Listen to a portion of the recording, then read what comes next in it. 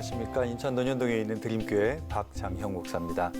저희가 느헤미야 함께 보고 있죠. 1장에서 느헤미야가 예루살렘의 소식을 듣고 슬퍼하고 울며 기도합니다. 2장에서 왕에게 요구해서 예루살렘으로 가게 되고요.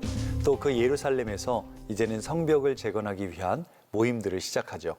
자, 3장에서 북쪽, 서쪽, 남쪽, 동쪽의 성벽 재건에 함께했던 사람들의 이름이 1절부터 32절까지 계속해서 나옵니다. 느헤미야의 마음에 기억된 이름, 하나님의 마음에 기록된 그 이름들이 바로 그들이었다는 것. 우리도 그렇게 살았으면 하는 그런 마음 나눴고요. 이제 오늘 4장 함께 봅니다. 성벽 재건이 진행되는 중에 느헤미야가 하는 모든 일은 다 수월했을까요? 하나님의 꿈이었잖아요. 하나님이 주신 마음이었잖아요. 하나님께서 그 페르시아의 왕의 마음도 만져주셨잖아요. 하나님께서 이 이스라엘 사람들 남녀노소 또 신분과 그들의 직업과 그들이 사는 지역 상관없이 그들을 다 하나 되게 하셨잖아요. 그러면 이제는 아무 문제도 없고 또 그들이 사는 삶은 다 평탄했을까요? 그렇지 않았습니다.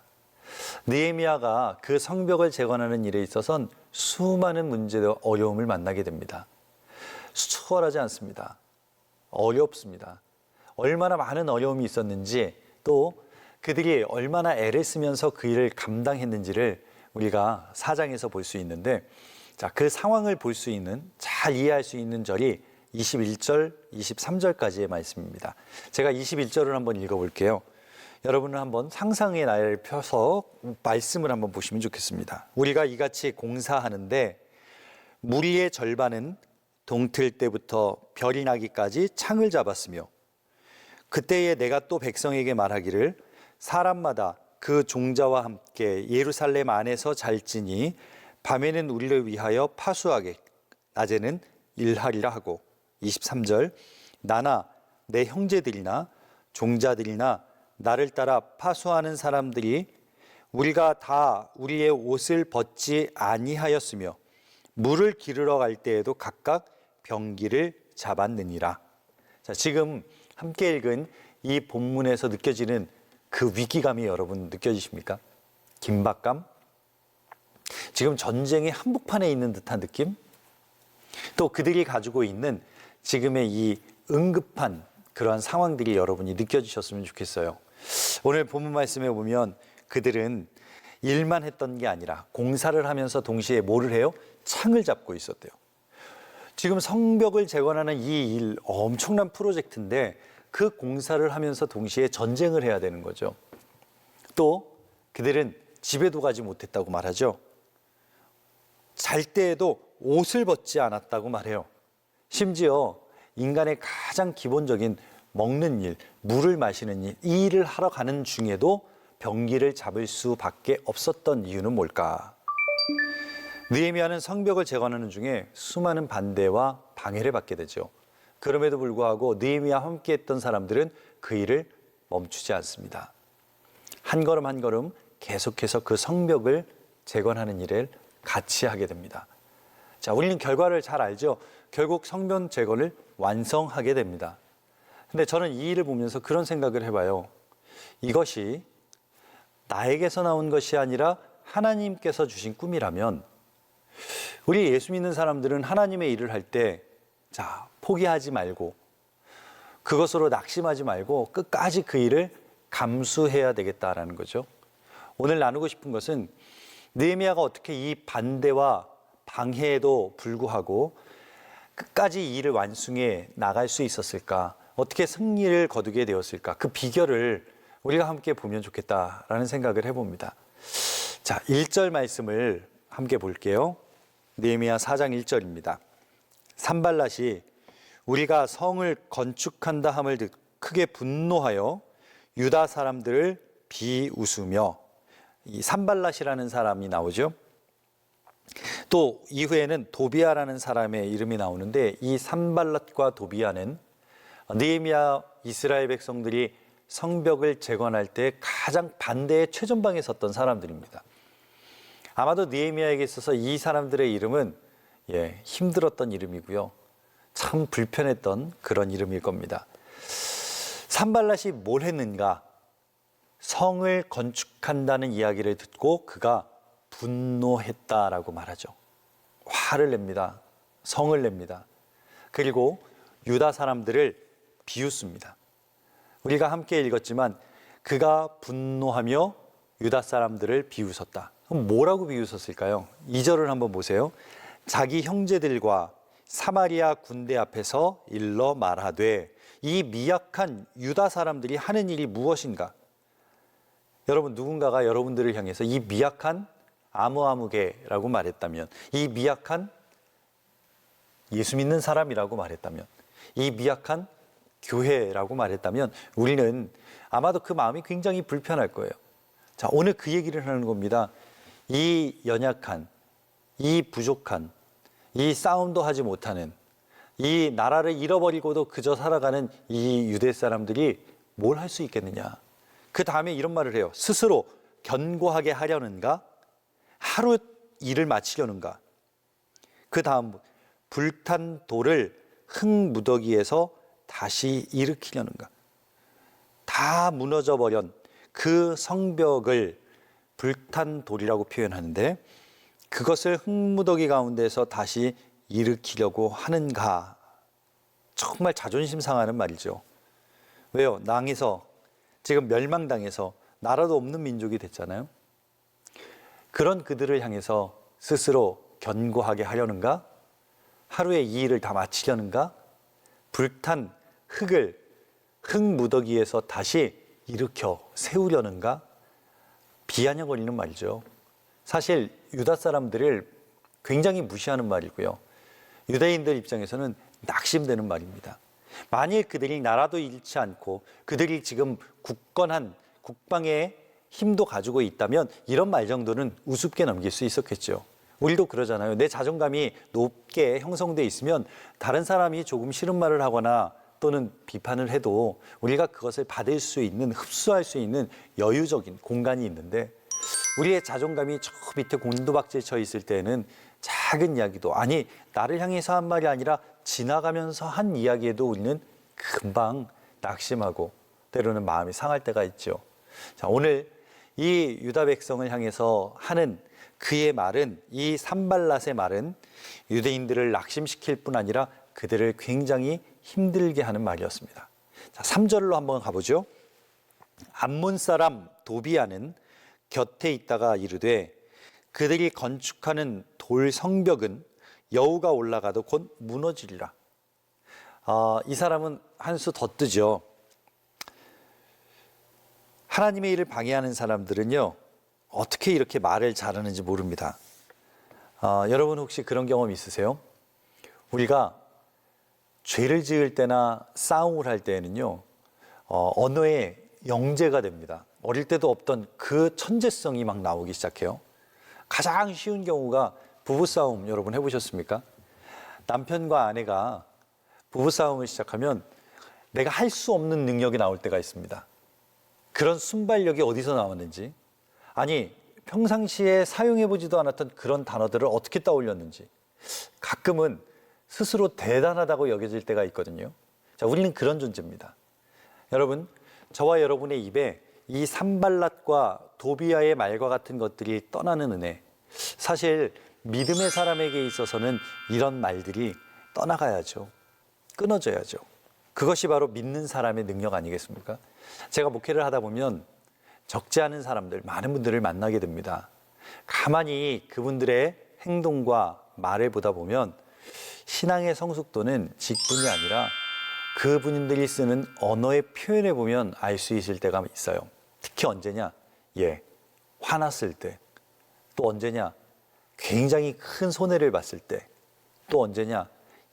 나는 그 일을 감당할 수 있다고 마땅히 생각하는데 그 일이 나에게 주어지지 않았을 때, 그분들이 쓰는 태도와 그분들이 쓰는 언어를 보면 정말 많은 생각을 하게 됩니다. 신앙의 성숙은 그 사람의 입술의 언어가 마치 산성이냐 알칼리성을 구분하는 리트머스 시험지와 같은 테스트지일 수도 있다라는 생각을 해봐요. 우리가 30년 신앙생활을 했다. 자, 여러분이 40년, 50년 신앙생활을 했다라고 할 때 그러면 우리는 이렇게 오랫동안 하나님을 따라가 예수님을 쫓고 그분을 닮아가길 원했으니 어떠한 일이 있어도 잘 여러분이 참으실 수 있으시죠? 아니죠. 실제로는 우리 인생이 참 그렇지 않아요. 잘 안 됩니다. 여러분, 우리가 느헤미야라고 한번 생각을 해보세요. 산발랏과 도비아의 그 말을 우리가 들었다면 지금 어렵게 힘겹게 이 일을 감당하고 있는데 지금 산발랏과 도비아의 그 말, 너희가 짓는 성은 그저 여우가 올라가도 무너져 버릴 그럴 성이야. 너희가 지금 이 성을 지을 수 있다고 생각하니 불탄 돌에서 그 평지에서 이 성을 너희가 세울 수 있을 것 같니? 그렇게 비아냥거리고 비하하는 그 말을 들을 때 여러분, 우리가 어떤 반응을 할까요? 아마도 우리라면 두 가지의 반응 중 하나겠죠. 하나는 주여, 저들이 무슨 짓을 하고 있는지 알지 못합니다. 저들의 죄를 용서해 달라고 기도할까요? 아니면 저들이 한 말보다 더 센 말로 퍼부어 줄까요? 아마도 후자가 훨씬 더 많을 겁니다. 도비아가 너네가 지은 성벽은 여우가 올라가도 무너진다라고 말하면 우리는요, 너네 집은 개미가 올라가도 무너질 거야 라고 퍼부어야 우리의 마음이 편하잖아요. 맞습니다. 그런 말을 들으면 낙심과 더불어 우리 안에는 뭐가 일어나요? 분노가 일어납니다. 내 안에 있는 성격과 기질들이 일어납니다. 그럼 4절에는 느헤미야의 감정과 흥분이 섞인 단어들이 나와야 정상이겠죠. 왜요? 이미 2절과 3절에 바로 그 산발랏과 도비아가 느헤미야와 유다 백성들을 향해서 했던 그 말들을 들은 다음 느헤미야가 그들을 향해서 할 말이 4절에 나와야 될 테니까요.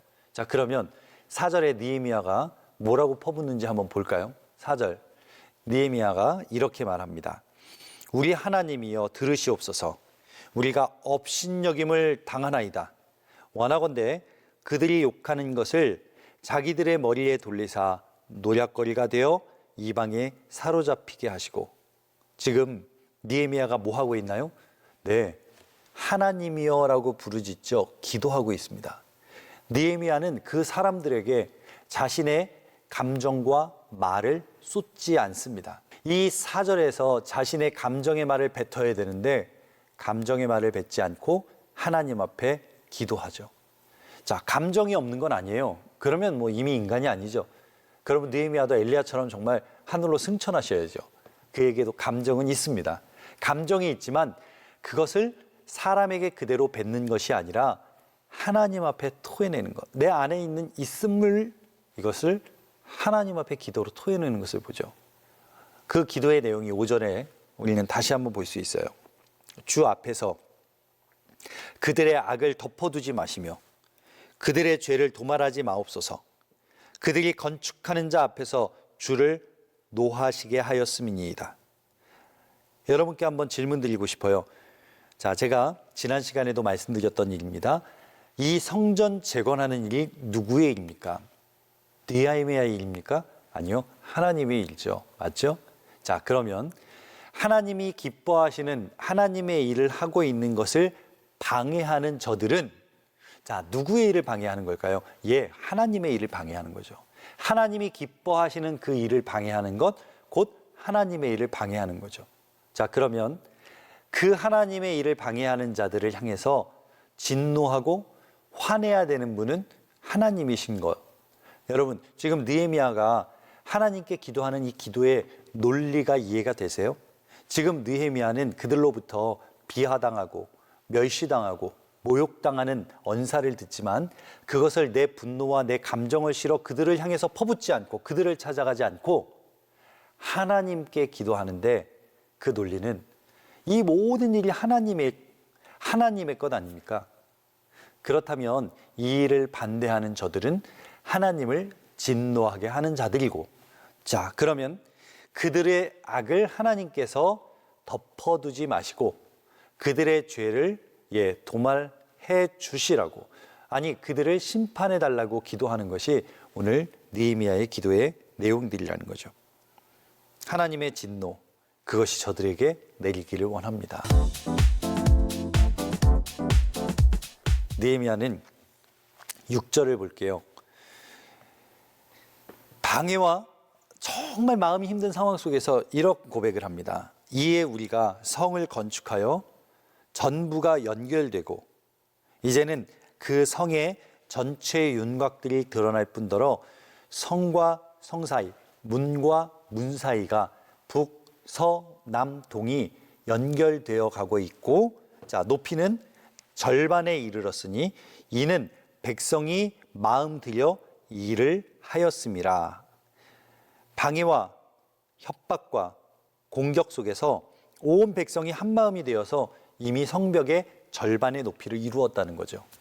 그리고 문과 문 사이의 성벽들이 다 이어져서 이제는 북, 서, 남, 동의 성벽이 형태가 보여지기 시작을 했어요. 여러분, 지금 같이 읽은 이 느헤미야서 말씀 가운데 느헤미야가 가장 탁월하게 잘한 일은 뭘까요?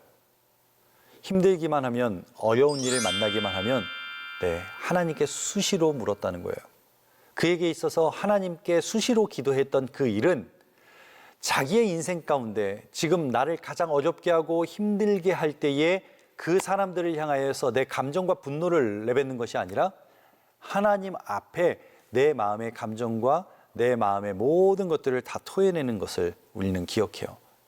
사랑하는 여러분, 사람이 만일 여러분의 마음을 힘들게 하고 또 사람이 여러분의 마음에 상처를 줄 때 여러분 그 사람에게 퍼붓고 싶은 말이 있는데 여러분 그 사람에게 가지 말고 누구에게 가라고요? 하나님께 나가라고요. 우리는 내 성질대로 사는 것에 너무 익숙합니다. 그래서 어떻게 해요? 바로 화가 터지고 또 그렇게 반응하고 그렇게 말을 쏟아냅니다. 우리가 그렇게 몇 년 살았어요. 어떤 분은 30년을 그렇게 살았고 어떤 분은 40년, 50년, 60년, 70년을 우리는 그렇게 살아왔다고요. 여러분, 의사도 10년 공부하면 전문의가 됩니다. 그러면 우리가 그렇게 내 성질대로 내 감정대로 30년, 40년, 50년, 60, 70년을 그렇게 살았다면 우리는요, 프로페셔널들이죠. 그 부분에 있어서는 전문가들일 겁니다. 그런데 느헤미야는 사람에게 가지 않습니다. 사람에게 감정을 쏟아내지 않습니다. 하나님께 가서 기도를 토해내더라는 거죠. 느헤미야는 나를 힘들게 하는 사람의 말을 들었을 때 그 사람에게 가지 않고 하나님께 간다. 왜 하나님께 갔을까요? 기도하러. 그러면 느헤미야는 왜 그렇게 행동을 했을까? 느헤미야가 있어서 하나님이 최고의 조언자셨거든요. 이게 느헤미야의 승리의 비결이고 느헤미야가 이 일을 완성할 수 있었던 비결이에요. 우리는 세상에서 뛰어난 사람들을 나의 멘토로 삼습니다. 또 그렇게 우리는 살기를 원합니다. 저에게도 목회 멘토 분들이 계십니다. 제 목회에 포메이션을 이루어가는 큰 역할을 해주신 세 분의 목사님이 계세요. 저는 언제든지 그분들께 전화를 하거나 또는 메일로 제 상황과 또는 그분들의 지혜를 구할 때가 참 많습니다. 그러면 그분들은 어떻게 할까요? 스팸 처리하지 않고 언제든지 친절하게 제 목회적인 고민을 함께 해주시고 도와주시고 나눠주시죠. 근데 어느 순간에 그분들이 해주시는 조언, 그분들이 가진 목회적인 배경과 또 제 목회적 환경이 다른 데서 오는 차이로 인해서 잘 와닿지 않는 느낌이 들 때가 있더라고요. 물론 세대도 다르고 지역도 다르고 교회 규모도 다르니까 당연한 거겠죠. 근데 제가 최근에 이름도 없는 한 목사님을 뵌 적이 있어요. 교회도 저희 교회보다 훨씬 작아요. 그런데 그분은 늘 얼굴에 미소가 있어요. 그분을 만나면 그분의 대화와 그분의 만남에는 인격적인 그러한 웃음과 대화가 있어요. 말씀과 기도로 하나님께 멘토링을 받는 그분의 웃음과 그분의 편안함 뒤에는 정말 깊은 기도가 있다는 걸 제가 보게 됐어요. 사실 제가 물었거든요. 그 비결이 뭐냐? 그분에게는 하루의 시작을 몇 시간 되는 기도로 열어가는 그 비결이 있더라고요. 여러분, 말씀과 기도로 하나님의 멘토링을 받을 때 그 목회가 행복하고 그 목회가 진짜 목회가 되는 것 아닐까요? 성공한 사람, 큰 교회, 자, 그 목회적인 멘토링보다 더 중요한 건 하나님께서 지금 나에게 어떻게 말씀하시느냐, 지금 나에게 무엇을 원하시느냐. 말씀과 기도를 통해 하나님의 멘토링, 하나님의 지도를 받는다면 이 세상에 그 어떤 멘토가 부럽겠습니까? 여러분, 날마다 승리하는 비결, 느헤미야에게서 배웠으면 좋겠어요. 느헤미야에게 승리의 비결은 어려울 때마다 누구를 찾는가? 하나님을 찾더라. 왜 하나님을 찾았는가? 그가 기도하더라. 그가 기도할 때 하나님으로부터 받는 그 지도, 하나님께로부터 받은 그 영감, 하나님께로부터 받은 그 지혜로 감당할 때 그 성벽을 재건하는 일을 끝까지 완성해 가더라는 거예요. 많은 성도들이 구원받은 믿음은 있는데 왜 지금 나의 삶이 이렇게 어렵고 힘들까? 이 질문 앞에 넘어져요. 많은 성도들이 그 십자가의 구원을 받았음에도 불구하고 늘 화나 있어요. 많은 성도들이 그 십자가의 사랑 앞에 눈물을 흘리지만 그들이 왜 은혜를 받고도 두려움 가운데, 때로는 마음의 우울함 가운데 살아갈까요? 바로 하나님과 동행하는 믿음이 없을 때, 하나님과 동행하는 그 믿음이 서서히 약해져 있을 때, 그럴 때가 정말 많습니다. 어려움이 찾아오죠. 그때 여러분, 하나님을 찾으세요. 멀리서 찾으실 필요 없어요. 왜요? 그 하나님은 우리 옆에 같이 계세요.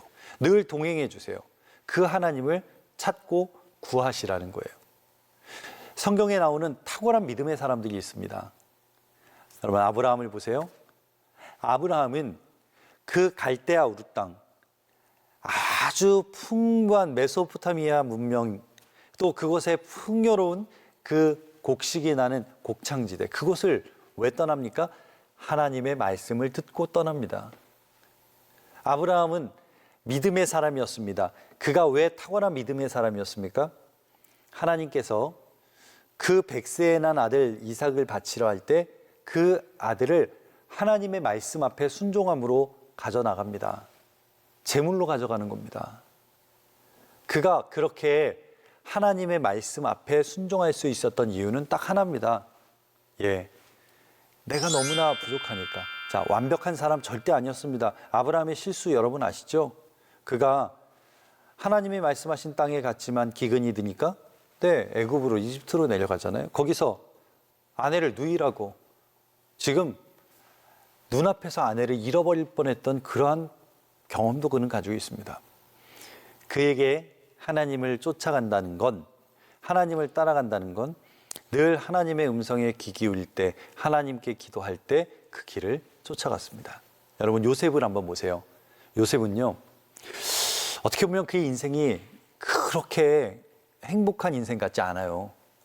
어릴 때 아버지로부터 사랑받았다는 그 이유 하나 때문에 형들에 의해서 팔려갑니다. 형들에 의해서 인신매매를 당하는 거죠. 그렇게 팔려간 그곳에서 종살이, 노예살이를 하는데 최선을 다해서 열심으로 일을 해서 매니저까지 올라갔습니다. 어떻게 되나요? 주인 집에 누명과 오해를 받고 거기에서 감옥에 가게 돼요. 죄수가 됩니다. 그러나 하나님께서 주신 꿈의 은사를 가지고 그는 이집트의 총리까지 올라가죠. 그가 총리까지 갈 수 있었던 이유는 뭡니까? 하나님께 구하고 하나님께 찾았더니 하나님이 그에게 꿈으로 보여주시고 그 꿈을 알게 해주셨다는 거예요. 하나님은 요셉에게 하나님 그때마다 성경에 요셉에게 가장 많이 나오는 수식어가 뭔지 아십니까? 하나님께서 은혜를 베푸셔서, 하나님이 은혜를 베푸사, 하나님이 그와 함께 하심에, 이 단어들이 요셉에게 붙은 가장 많은 단어들이라는 거예요. 여러분, 그 사람들이 완벽한 게 아닙니다. 요셉이 완전한 게 아닙니다. 그러나 하나님께 기도하고 물었더니 하나님이 그 길을 이끄셨던 거죠. 하나님 앞에 가까이 가는 것, 그것이 오늘 느헤미야의 승리의 비결이에요. 오늘 저와 여러분도 그 승리의 비결을 쫓아가는 저와 여러분 되시기를 축원합니다. 7절을 좀 한번 가보면 7절은 이렇게 말합니다. 산발랏과 도비야와 아라비아 사람들과 암몬 사람들과 아스돗 사람들이 예루살렘 성이 중수되어 그 허물어진 틈이 메꾸어져 간다 함을 듣고 심히 분노하여. 아니 저들은 왜 화를 낼까요? 아무튼 굉장히 화가 났습니다. 심히 분노했다. 8절 다 함께 꾀하기를 예루살렘으로 가서 치고 그곳을 요란하게 하자. 무슨 말일까요? 문제를 일으켜보자. 국경의 갈등을 만들어보자. 그래서 전쟁의 빌미를 삼아보자. 그리고 우리가 저기서 치자.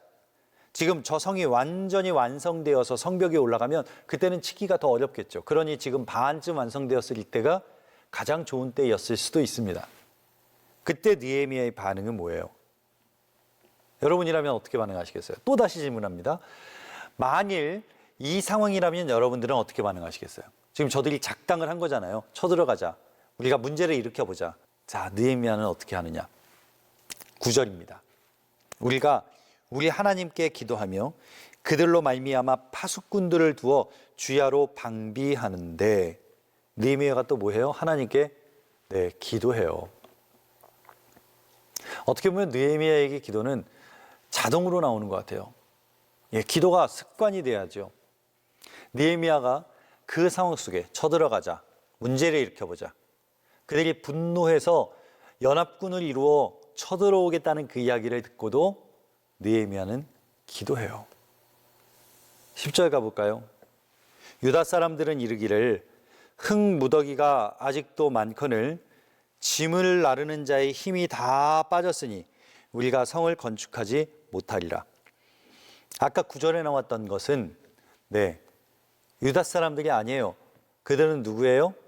8절에 나왔던 그 사람들은 함께 우리가 예루살렘으로 치자라 말했던 그 사람들은 산발랏과 도비아, 아라비아 사람들, 암몬 사람들, 아스도 사람들, 이방 사람들이었다면 오늘 10절에서 말하는 것은 더 큰 위기예요. 왜요? 함께 성을 쌓던 유다 사람들이 흙무더기는 아직도 이렇게 많은데 그 짐을 나르는 자의 힘이 빠졌으니 우리는 성을 다 건축 못할 거야 라고 말하는 거예요. 유다 사람들 가운데도 이거 우리 다 못한다. 이제 우리는 힘이 없다. 못한다. 그렇게 말하는 사람들이 늘어났어요. 11절 가볼게요.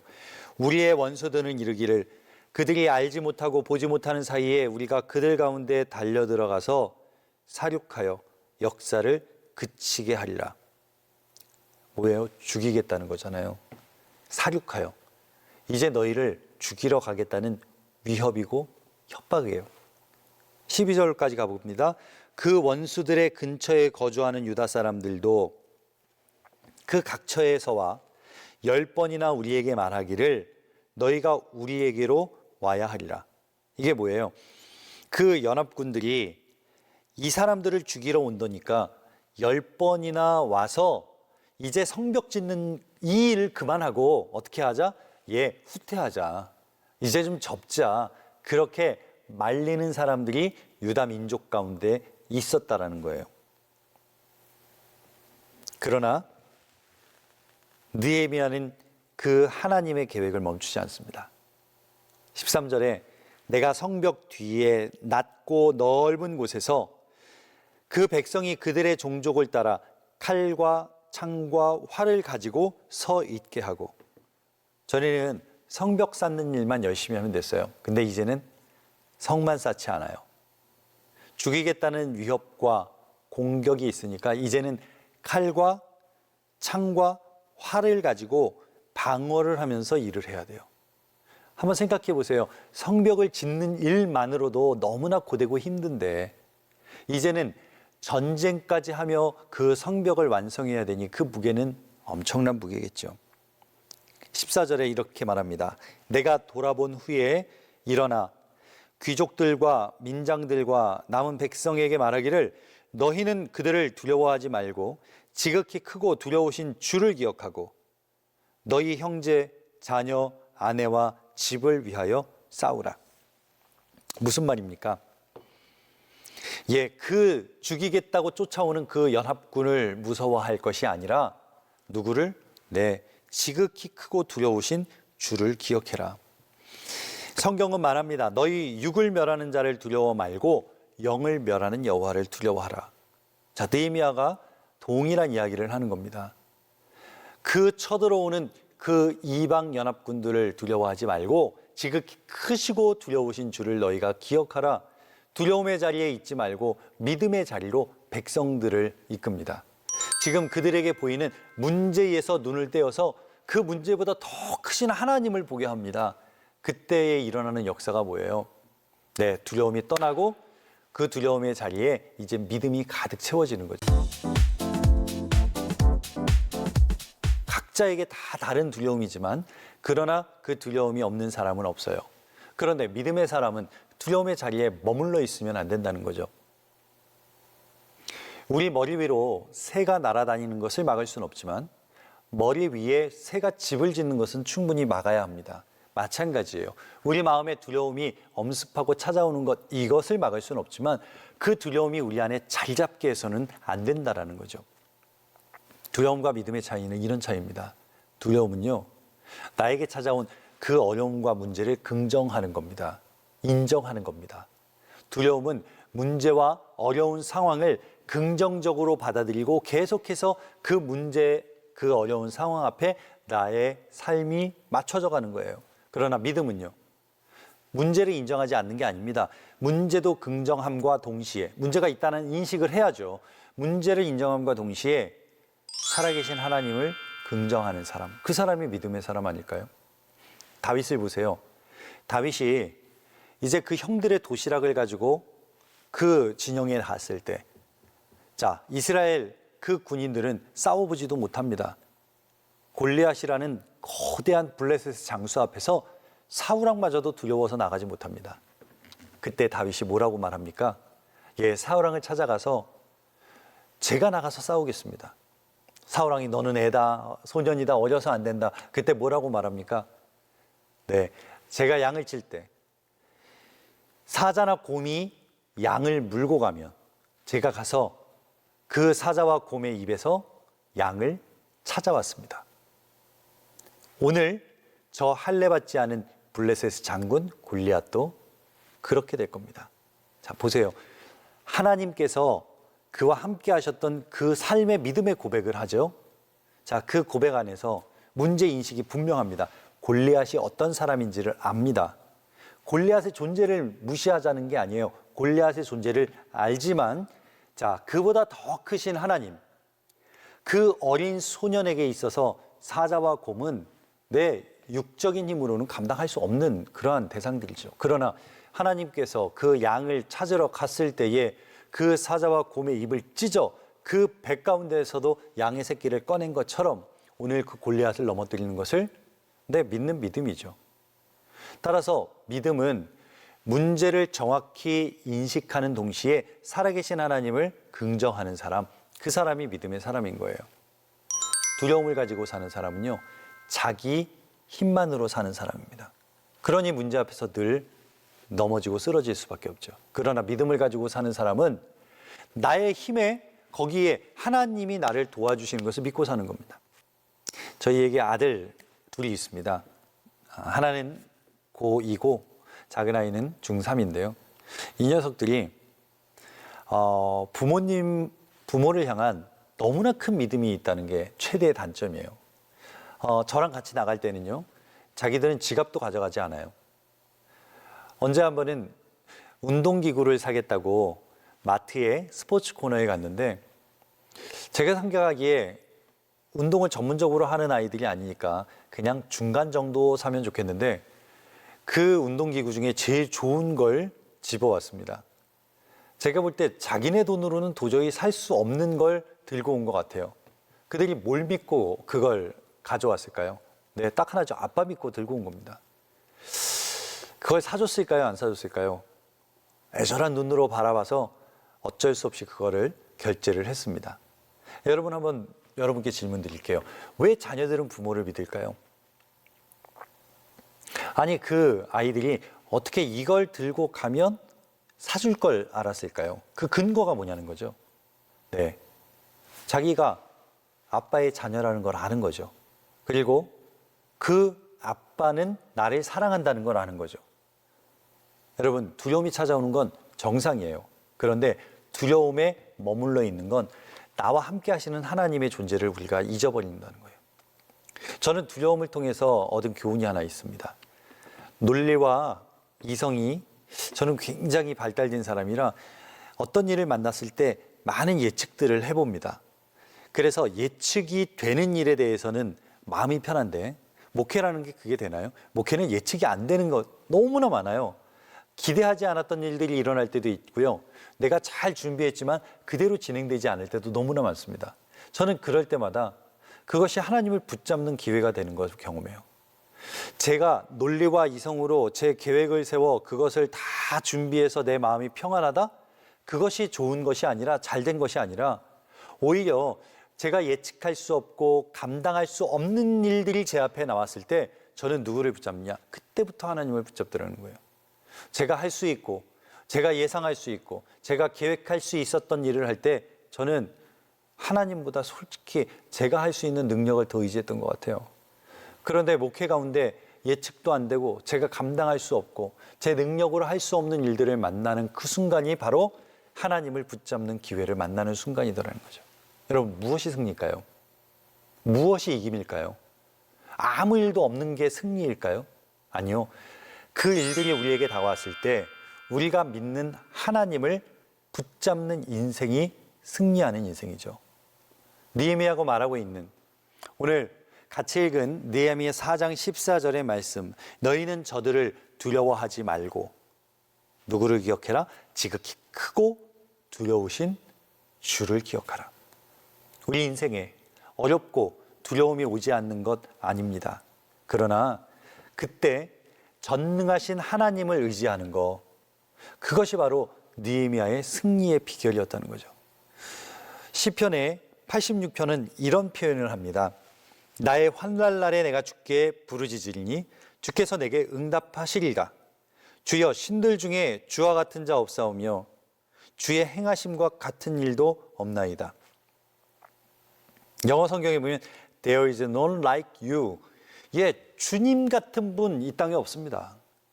이게 바로 시편의 다윗의 고백이에요. 주여, 주께서 지으신 모든 민족이 와서 주의 앞에 경배하며 주의 이름에 영광을 돌리리이다. 10절, 무릇 주는 위대하사 기이한 일들을 행하시오니 주만이 하나님이십니다. 주만이 하나님이십니다.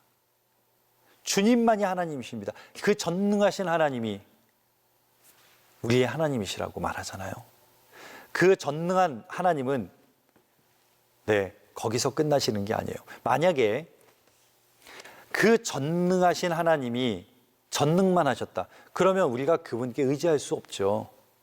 그분이 전능하시지 내가 전능한 건 아니니까요. 그런데 우리가 그 하나님을 붙잡을 수 있는 이유는 뭐예요? 그분이 전능하시기도 한데 우리를 사랑하세요. 우리 하나님은 전능하신데 우리를 사랑하셔서 우리가 그 전능하신 하나님을 붙잡고 의지할 수 있는 거죠. 우리가 묻는 그분, 우리가 의지하는 그분을 믿음 안에서 붙잡고 살아가는 인생이 되는 거죠. 15절을 한번 볼까요? 우리의 대적이 우리가 그들의 의도를 눈치챘다 함을 들으니라. 하나님이 그들의 꾀를 패하셨으므로 우리가 다 성에 돌아와 일을 시작합니다. 저는 이 일이 우리의 삶에서 일어나기를 원해요. 얼마나 치열하게 우리가 살아갑니까? 실제로 이 느헤미야의 마지막 이 16절 이하의 말씀들을 보면 그들이 일하고 전쟁하고 일하고 보수하고 일하고 방어하는 일이 얼마나 치열한지 몰라요.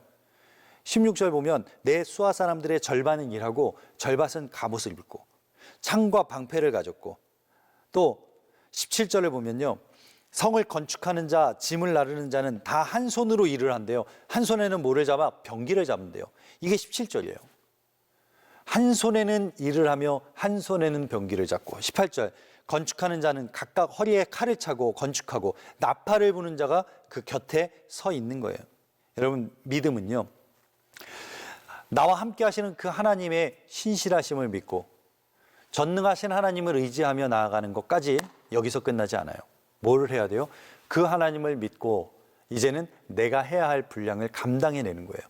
한 손에는 건축하는 쟁기를 잡고 한 손에는 병기를 잡고, 절반은 일을 하고 절반은 갑옷을 입고, 건축하는 자가 허리에 칼을 차고 또 그 일을 함께 해나가는 이 모든 일이 없다면 그 느헤미야가 함께 꿈꾸던 하나님의 성벽은 건축될 수 없다는 거죠.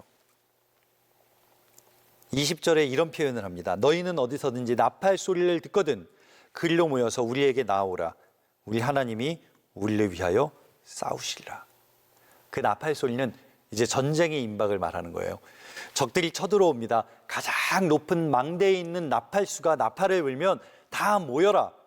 우리가 싸움을 하자. 그런데 정말 표현이 너무나 멋있지 않습니까? 우리 하나님이 우리를 위하여 싸우시리라. 이 믿음을 가지고 싸우는 거예요. 우리 인생에 이 믿음을 가지고 나아가는 거예요. 여러분의 삶의 두려움과 아픔 속에서 이 믿음을 가지고 나아갈 때 하나님이 저와 여러분을 위해 싸울 줄로 믿습니다. 상처받지 않고 일할 수 있는 사람이 있을까요? 없습니다. 어느 시에는 그렇게 나와 있더군요. 상처받지 않으려거든 사랑하지 말아라. 예, 사랑에도 상처가 있습니다. 아니요, 사랑하기 때문에 우리는 더 큰 상처를 받습니다. 여러분이 상처받은 사람들을 한번 생각해 보실까요? 가족, 사랑하는 남편, 아내, 부모, 자녀로부터 받는 상처가 얼마나 큰데요. 우리 믿음의 공동체 안에 우리가 사랑한다고 말하지만, 우리가 늘 사랑의 공동체라 말하지만 그 안에서 받는 상처가 얼마나 많은데요. 그러나 그 상처받고자 하는 그 자리가 아니라 상처받았지만 내가 이 하나님이 맡겨주신 일들을 끝까지 감당할 때 그게 승리자이죠. 그게 바로 우리 하나님께서 이끄시는 승리입니다. 여러분, 주님의 십자가가 그런 자리 아닌가요? 주님의 십자가를 보세요. 주님은 이 땅에 오셔서 처음부터 우리에게 내어주시려고 오셨잖아요. 여러분, 누군가가 여러분에게 혹이라도 좋은 선행을 베풀다, 좋은 일을 한다, 여러분에게 착한 일을 한다. 그럴 때 그 사람이 태어나면서부터 여러분에게 좋은 일을 하기 위한 목적으로 태어난 사람을 한 번이라도 본 적 있습니까? 사람 중엔 그런 사람이 없어요. 누군가를 위해서 태어나면서부터 평생을 보낸 사람을 본 적이 있습니까? 어느 날 나의 인생이 바뀌어서 그렇게 사는 사람은 있지만 태어나면서부터 그렇게 산 사람은 한 사람도 없습니다. 근데 주님은요, 이 땅에 오실 때부터 우리를 위해 오셨고, 그분이 33년을 산 이유도 우리에게 생명을 내어주기 위해 사셨고, 그분이 30살까지 자기가 원하는 대로 자기 마음대로 자기의 유익을 구하며 살다가 이제 나머지 3년 얼마 안 남았으니 좋은 일 한번 해볼까? 그렇게 십자가에 달리셨나요? 아니요. 주님은 이 땅에 오시면서부터 그 33년의 모든 시간을 우리에게 내어주신 시간이에요. 자, 그렇다면 그분의 십자가가 바로 하나님의 계획, 하나님의 놀라운 일을 이루어가기 위한 최고의 작품 아닐까요? 그분이 골고다 언덕을 올라가실 때 자기가 그 제사장의 집 앞에서 재판을 받고 채찍에 맞을 때 그 채찍에만 살이 찢겨 나가는 거잖아요. 그 살이 찢겨 나가고 자기의 사형틀을 들고 골고다 언덕을 오를 때 사람들과 눈이 마주쳤겠죠. 그 마주친 사람들은 누구였어요? 내가 고쳐줬던 사람들, 나의 말을 듣고 외쳤던 사람들, 그 예루살렘으로 들어오는 그 길에 종려나무 가지를 흔들며 호산나 외쳤던 사람들과 눈만 마주치지 않았겠어요? 우리라면 어떻게 했을까요? 저런 인간 같지도 않은 사람들을 위해 내가 생명을 던져야 할까?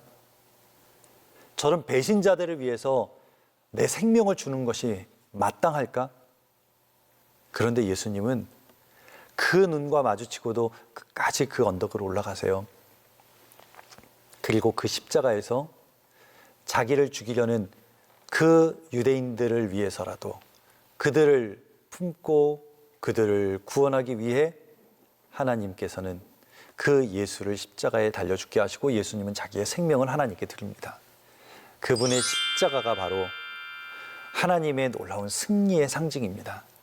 예수 그리스도의 십자가는 승리입니다. 그분의 부활은 승리입니다. 그분의 부활은 참 승리입니다. 그 자리는 순종함으로 이루어내신 것을 우리는 기억해요. 오늘 다시 한번 이 느헤미야 4장 정리하면서 기도와 믿음이 우리의 삶에 있기를 원하고 우리의 삶에 맡겨주신 그 일에 끝까지 순종함으로 달려나갈 때 저와 여러분의 인생이 하나님께서 승리하게 하시는 그 믿음의 길을 완성해내는 그러한 축복의 성도들 다 되시기를 주님의 이름으로 축원합니다. 다음 시간에 뵙겠습니다. 감사합니다.